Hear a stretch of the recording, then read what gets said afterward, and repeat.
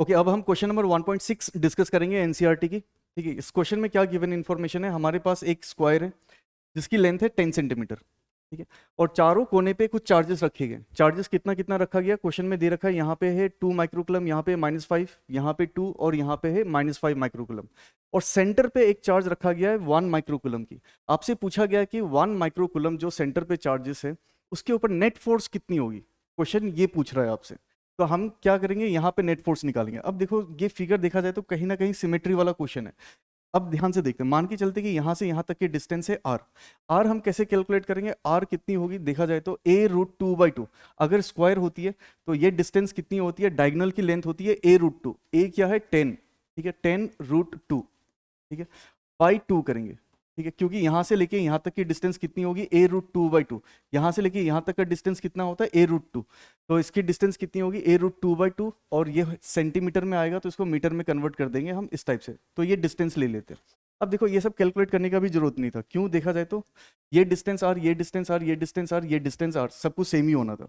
अब हम क्या करेंगे, देखो ये पॉजिटिव चार्ज है, ये भी पॉजिटिव चार्ज है, इन दोनों के बीच में क्या होगा, रिपल्सिव फोर्स होगी। तो इस तरफ हो जाएगा क्या, force A, force on 1 microcoulomb due to charge at A. ठीक है, और यहाँ पे देखो चार्ज सी क्या करेगी, यहाँ पे फोर्स, रिपल्सिव फोर्स एक्सर्ट करने वाला, क्योंकि लाइक चार्जेस है। तो इस तरफ हो जाएगा क्या, इस तरफ हो जाएगा आपका force on 1 microcoulomb due to charge at C. अगर हम कैलकुलेट करते हैं force on A due to, नहीं force on X due to C, और ये जो आएगा एफ ए और एफ सी की वैल्यू जो होगी ये सेम ही होने वाला है। कितना हो जाएगा, के Q1 इंटू Q2/R²। अगर इसको लिख के सॉल्व करना चाहते हो तो सिंपल सा ऐसा लिख सकते हैं हम लोग, K इंटू Q1 कितनी है 2 इंटू 10⁻⁻6 इंटू Q2 कितना है 1 इंटू 10⁻⁻6, और डिस्टेंस का स्क्वायर करेंगे। ये डिस्टेंस कितना है 10√2/2 का होल स्क्वायर करेंगे। ठीक है, मान के चलते ये वैल्यू होती है y। तो देखो जरा दोनों इक्वल एंड ऑपोजिट है, दोनों इक्वल एंड ऑपोजिट है, तो ये चार्ज इसको कैंसिल आउट करेगा। ठीक है, तो नेट फोर्स अभी 0 है। फिर क्या करेंगे हम, इसके लिए निकालेंगे, ये चार्ज क्या करेगी, इसको अट्रैक्ट करेगी, फोर्स ऑफ अट्रैक्शन होने वाला है।